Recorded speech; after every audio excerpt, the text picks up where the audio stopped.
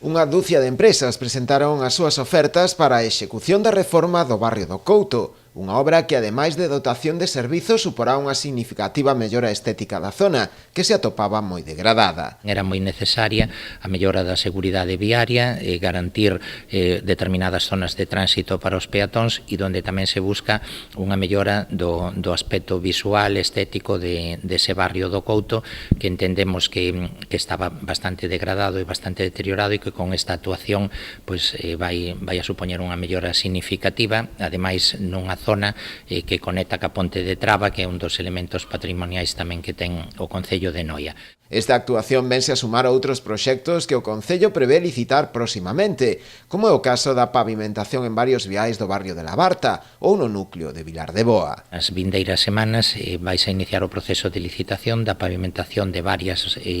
rúas interiores do barrio de Labarta, con investimento tamén en torno aos 150.000 euros,